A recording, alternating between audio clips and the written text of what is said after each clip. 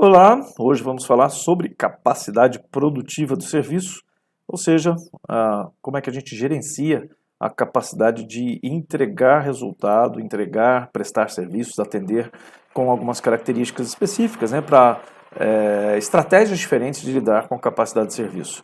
Algo que é muito importante você adequar a sua condição de oferta com a sua demanda.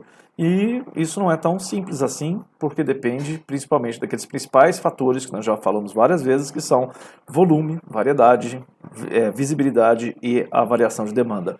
Esses quatro elementos vão estar presentes na preocupação de qualquer gestor de serviços ou gestor de operações, e eles vão fazer com que você tenha estratégias X ou Y para lidar com os problemas. Então vamos começar falando sobre capacidade produtiva. Então há várias formas de definir a capacidade produtiva, mas a definição que é usada nesse livro do Johnston Clark é a do Nigel Slack, que também é um livro muito bom na área de gestão de administração da produção em geral, a produção, né, de bens ou de serviços.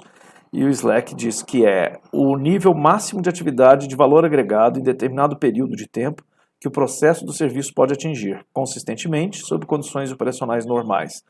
Então, o que é isso? Eu tenho que estar preparado para atingir o máximo, né, e não atingir uma média ou o mínimo. Por quê? Porque se eu estou... eu tenho que estar o tempo todo preparado para atingir o máximo da atividade de valor agregado. Porque se eu estou atingindo menos, eu posso estar não atendendo a demanda, ou se eu estou atendendo a demanda com sobra, eu estou com capacidade ociosa, o que também não é bom. Ter capacidade ociosa durante um longo período de tempo, ou por várias vezes, porque essa capacidade ociosa ela é um desperdício de recursos. Você está gastando sem ter retorno sobre esse gasto. Bom, como é que a gente mede, então, o nosso nível de capacidade, né? O número de ligações a que um operador pode atender, por exemplo, consistentemente no curso de um turno. Né? Isso é uma forma de medir capacidade. O número de refeições servidas para um restaurante durante um período do almoço. Né? Então, por exemplo, eu posso ter um restaurante que tem 100 cadeiras. Né? Então, eu vou conseguir atender 100 pessoas? Bom, com certeza o período do almoço ele é maior. Não vou atender só uma pessoa por cada cadeira. Essa cadeira vai ter uma rotatividade, mais do que uma pessoa pode sentar na mesma cadeira. Então, eu tenho uma capacidade maior para atender. Então, se uma pessoa tem, em média, demora de 20 a 30 minutos para o almoço, e o restaurante fica aberto durante 4 horas, em teoria eu teria capacidade de atender até 8 pessoas, né, em uma mesma cadeira. Então, com 100 cadeiras, eu teria, em teoria, 800 serviços feitos dentro do período de 4 horas. Acontece que a demanda não acontece de maneira linear e ela também depende de outros fatores, como, por exemplo, numa mesma mesa de 4 cadeiras, eu não vou ter sempre 4 pessoas. Algumas vezes eu vou ter uma pessoa só e outras pessoas não vão se sentar ali. Em outra situação eu posso ter 2, em outra ter 3, em outra ter 4. Então eu nunca vou ter essa linearidade na capacidade de atendimento. A outra é que há períodos diferentes de demanda. Se o meu restaurante ficar aberto das 11 da manhã até as 3 da tarde, eu vou ter períodos de pico, onde tem mais gente, provavelmente vai ter fila, e por outro lado eu vou ter momentos em que vai haver ociosidade, ou seja, eu tenho capacidade de atender, tenho garçons, tenho mesa, tenho cadeira sobrando, mas não tem cliente para sentar e nem para consumir. Então, isso são exemplos, né, de como medir e como adaptar a sua capacidade àquela demanda que você tem. Outro exemplo, o número de ligações de manutenção atendidos por um engenheiro de serviços de computadores durante 8 horas diárias. Né? O número de telesuporte, né, de helpdesk que alguém atende lá. Bom, e aí existem estratégias diferentes para fazer trabalhar com esse nível de capacidade. Uma delas é chamada de estratégia de nível de capacidade produtiva e ela trabalha com o nivelamento da capacidade. Nesse caso, os recursos escassos ou caros, né, que normalmente são escassos, a gente não tem todos os recursos sobrando à disposição, são mantidos em nível constante e a organização deve gerenciar as questões significativas da qualidade do serviço. Então, independente da demanda, eu vou manter o nível de capacidade, vou nivelar a capacidade. Existe uma estratégia de acompanhamento da demanda pela capacidade produtiva. Então, a organização de serviço tenta, na medida do possível, igualar a oferta à demanda, para dar flexibilidade à operação. O principal objetivo é fornecer altos níveis de disponibilidade de serviço ou rápida resposta, do modo mais eficiente. Então, qual seria a principal diferença entre essas duas? O primeiro, vamos pegar lá que eu tenho uma oficina mecânica com 10 elevadores. então eu só posso ter 10 carros sendo, se o carro precisa de elevador, eu só posso ter 10 carros sendo atendidos ao mesmo tempo. Então, mesmo que eu tenho hoje 30 mecânicos, se eu colocar 60 mecânicos, isso possivelmente não vai mudar muita coisa, porque eu preciso abrir mais espaço. Então, muitas vezes a estratégia de se fazer é de manter o nível e agendar, né, e isso vai fazendo com que a fila de espera aumente. É como acontece muitas vezes, alguns médicos, né, que você não tem como colocar. Esse médico, ele atende tantas pessoas por dia. Então, e a pessoa quer ir naquele médico. Então, você às vezes liga lá, eu quero fazer uma consulta. Só tem para daqui a 3 meses. O que acontece? Eu não tenho como aumentar a minha capacidade de atendimento, então eu não faço esse acompanhamento da demanda para adequar a estratégia de oferta, eu simplesmente mantenho o nível e vou fazendo outros tipos de gerenciamento, né, de qualidade de serviço e tudo mais. Já a estratégia de acompanhamento, ela tenta adaptar. E existe a estratégia de gestão da demanda, que em vez de alterar a capacidade produtiva da operação do serviço, a organização influencia o perfil da demanda, suavizando a carga sobre os recursos. É um pouco mais complexo, a gente vai falar depois sobre a gestão da demanda, mas essa é normalmente a forma melhor de se tratar a questão da capacidade de oferta, né, capacidade de atendimento. Então, as estratégias de nível de capacidade, nivelamento, para essas 3 estratégias básicas, né, acrescentamos uma depois que vem, que é chamada de estratégia de zona de risco, que também a gente vai ver lá no final, é a 4ª estratégia. Ela é definida como um modo que a organização se esforça ou não para atender a maior demanda do que a projetada rotineiramente pelo sistema. A razão de a denominarmos de estratégia é de que, em razão do ato de balanceamento entre qualidade e produtividade do recurso, haverá sempre rápidos aumentos da demanda que sobrecarregam a organização. Então é uma última né, a 4ª e última estratégia. Aqui tem um exemplo da estratégia de nivelamento, né, a primeira que a gente falou, de capacidade de atendimento, em que você tem aqui no horário, né, estratégia para uma clínica de atendimento médico, você tem o número de pessoas numa fila e você tem aqui um número 12 nesse risco do meio, pontilhado no meio, que é a capacidade média de atendimento. Em alguns momentos você vai ter uma demanda maior, e aí chega lá 16, o que vai acontecer é que você vai aumentar a sua fila, né, e até o momento que você tem lá o final programado e você não aceita mais ninguém depois daquele horário de 3h30 da tarde, porque você vai continuar atendendo as pessoas até as 4 horas, mas ninguém mais entra na fila. Então, eu faço essa gestão a partir do nivelamento da minha capacidade, né, e aí eu trabalho com senhas, né, e coloco com limite de número de agendamentos, né, então se a pessoa ligar e quiser mais pessoas do que eu consigo atender, eu não aceito esses agendamentos, né, se as pessoas chegarem e falarem, mas eu quero ficar na fila, você fala, não, hoje não tem mais espaço. Então esse é um tipo de forma, né, de estratégia de gestão, quando você não consegue ampliar a sua capacidade de atendimento.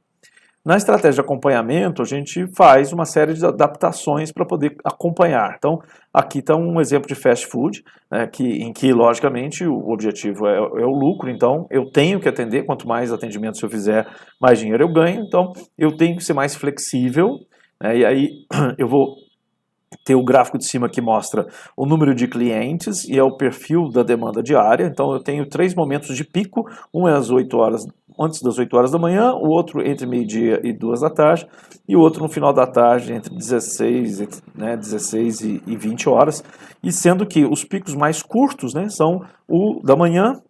O mais curto é o da manhã, que começa às 6 e termina lá por volta das 8, e os outros 2 são picos que são mais robustos, né? Eles demoram mais tempo. Então, eu vou ter que ter estratégias diferentes para poder fazer uma flexibilidade de atendimento. E aí eu tenho que, na parte de baixo desse quadro da programação de funcionários do dia, eu tenho aqueles funcionários que são fixos, que vão ter lá a equipe 1 de funcionários essenciais no começo, e equipe 2 de funcionários essenciais, possivelmente essa equipe porque vai trabalhar com turnos, né? Você está vendo que começa às 6 da manhã, termina às 10 da noite, então eu vou ter que trabalhar com 2 turnos de pessoas, não vão ser as mesmas pessoas que vão ficar de manhã até a tarde, então eu tenho 2 equipes, mas eu tenho equipes volantes, que são equipes que vão trabalhar em tempo parcial e equipe de horário móvel, que eu vou chamar de acordo com a demanda, porque esse movimento de pico ele também não é exatamente igual todos os dias. Durante a semana eu vou ter um comportamento, um perfil diferente de consumidor. No final de semana eu vou ter outro perfil de consumidor. Eu tenho que ter uma equipe de tempo parcial, ou seja, horistas, que eu vou chamar quando necessário, que vai depender da demanda, e vou colocar no horário que for necessário também. Então eles não têm um horário fixo, né? Eu chamo, esses funcionários vêm para atender aquele momento de pico. Isso é o acompanhamento da demanda. Você tem níveis flexíveis de funcionários. Algumas organizações utilizam contratos flexíveis de trabalho, que hoje, né, é possível, né, contratar por hora, permitindo ao gerente de operações decidir quando os funcionários estarão trabalhando. Em algumas situações, os funcionários trabalharão em horário fixo, mas em muitas organizações varejistas podem não saber quando estarão trabalhando até as próximas mudanças. Outra abordagem é empregar funcionários em tempo parcial, com a obrigação de fazer horas extras quando necessário, embora isso não é muito bom, né, porque você pode gerar uma insatisfação das pessoas trabalharem em horário que elas não querem trabalhar, e logicamente isso pode impactar na qualidade do serviço ou na percepção de quem recebe o serviço, porque vai estar sendo atendido por pessoas que estão contrariadas. Então, flexibilidade, o gerente de operações deve estar consciente da possibilidade de ressentimento dos funcionários por terem que trabalhar em horários inconvenientes e do efeito destrutivo do mau serviço ao cliente, se é que isso vai acontecer. Então, ainda uma outra estratégia de acompanhamento da demanda, né, o uso de subcontratados ou de funcionários temporários. As organizações podem empregar funcionários temporários ou subcontratados para lidar com a sobrecarga de trabalho no curto prazo. Embora esses funcionários possam estar disponíveis, podem não estar suficientemente treinados, porque são pessoas que vai ter alta rotatividade. Você chama a pessoa num dia, depois outro dia você chama, ela não pode vir, porque ela tem compromisso com outro lugar, e você vai ter que chamar uma pessoa que nunca veio antes, então existe toda uma diferença de capacidade de treinamento ou de conhecimento que a pessoa tem da organização e do trabalho. Então, isso tem um custo, né, que é o custo do aprendizado também e o custo da insatisfação do cliente.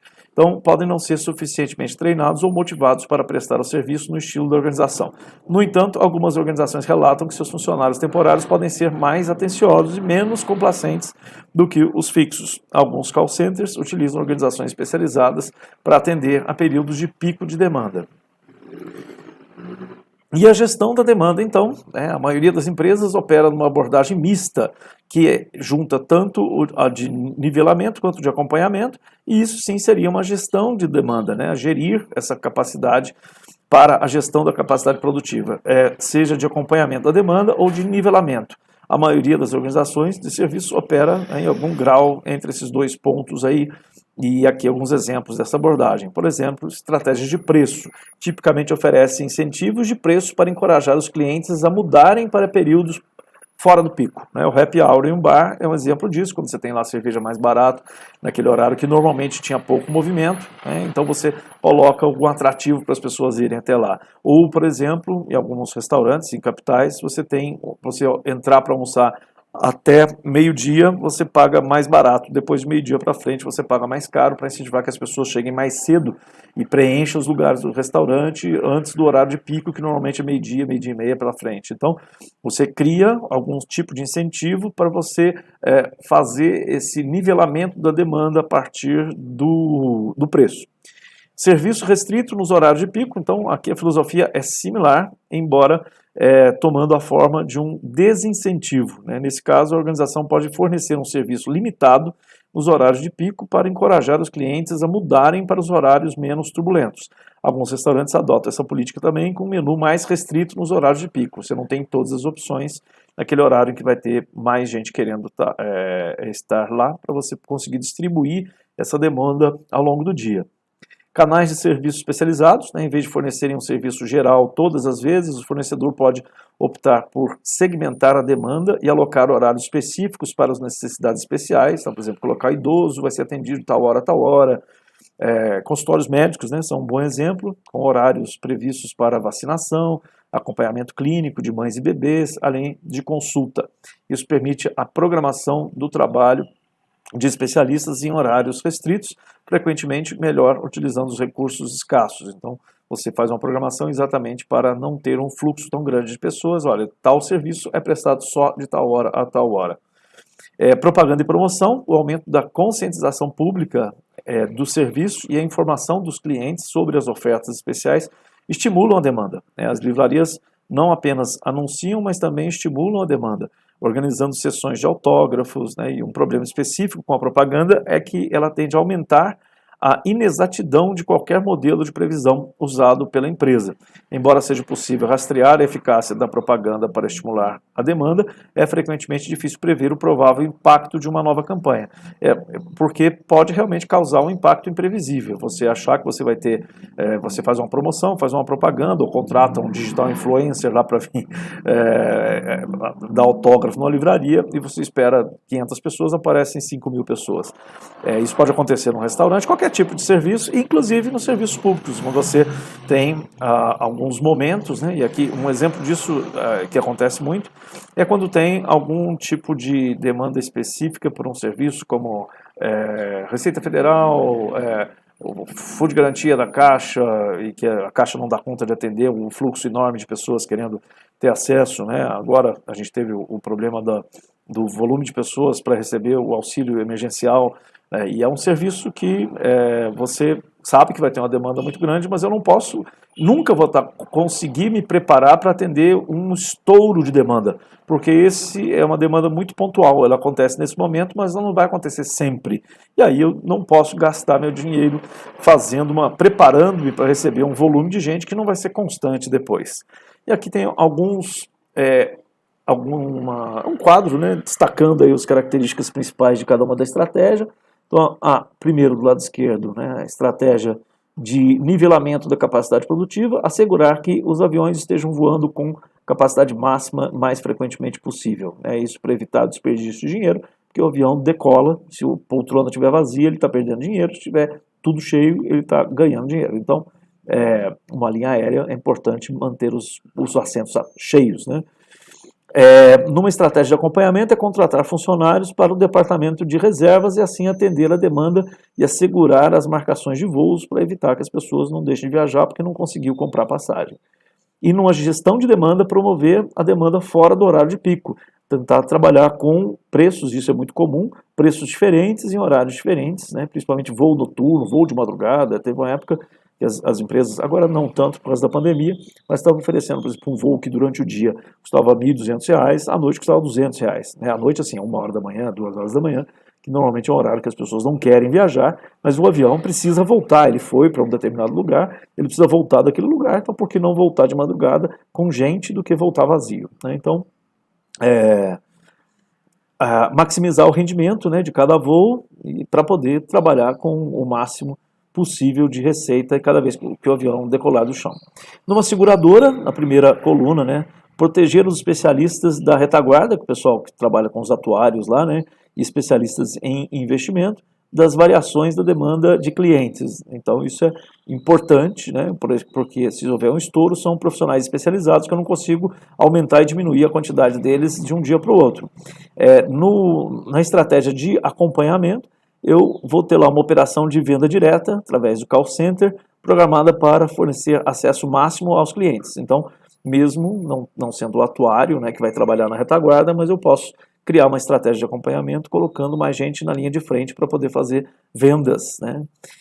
E uma gestão da demanda, influenciar o ciclo de venda para que não coincida com os picos de renovação das apólices, porque é o momento que você tem mais trabalho, é o momento que você vai renovar, e isso se juntar, né, ao momento das promoções de venda, isso pode encavalar tudo.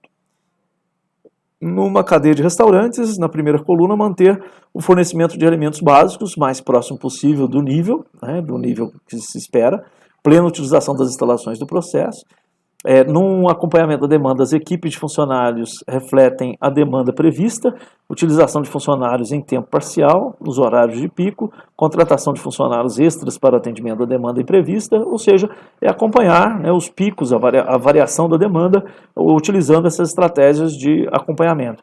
No da esquerda, o que acontece? Não, eu tenho um número de mesas, um número de pessoas que eu atendo por dia, e é isso, né? Eu vou trabalhar com manter no meu nível de capacidade produtiva. No lado direito, na gestão da demanda, atividade promocional para estimular a demanda nos períodos de baixa, ofertas especiais que permitam descontos nas compras em grande quantidade, né, por aqueles clientes. E aí tem um conceito muito importante, que é a questão do gargalo. O gargalo é algo que Normalmente nos processos você tem alguns problemas, né, que a gente chama de gargalo, que são aqueles processos problemáticos. Então, só para exemplificar, você tiver uma corrente com 1000 elos e 999 elos dessa corrente tem a capacidade de aguentar 1 tonelada de peso. Você tem um elo nessa corrente que só aguenta 100 quilos. Qual vai ser a capacidade máxima da corrente? Vai ser 1000, 1 tonelada, ou vai ser 100? Vai ser 100 quilos. Esse elo é o gargalo. Esse elo é o que faz a restrição de toda a cadeia. Então, identificar o gargalo é muito importante para você fazer essa avaliação da sua capacidade produtiva, porque às vezes você quer aumentar a produção, aumentar a capacidade de entrega, capacidade de prestação de serviço, mas você tem um gargalo que te restringe. Então você precisa identificar quais são os processos gargalo, o que pode dar errado se eu, por exemplo, tiver um estouro de demanda. E aí trabalhar na gestão de recursos desse processo gargalo para que você consiga não passar sufoco quando você tiver uma variação muito grande de demanda, ou seja, um pico, né, de demanda. Então, e aí você sabe onde você tem que pôr recursos, né? Por exemplo, no momento de pico de demanda, eu vou ter que tomar mais atenção com os meus processos gargalo. E esses processos, eu posso, por exemplo, tirar gente de um processo que não é gargalo para passar para fazer uma atividade no processo gargalo. Com isso eu faço um balanceamento da minha capacidade de atendimento. E aí eu reduzo esse gargalo, reduzo a restrição que eu tenho na minha cadeia de processos.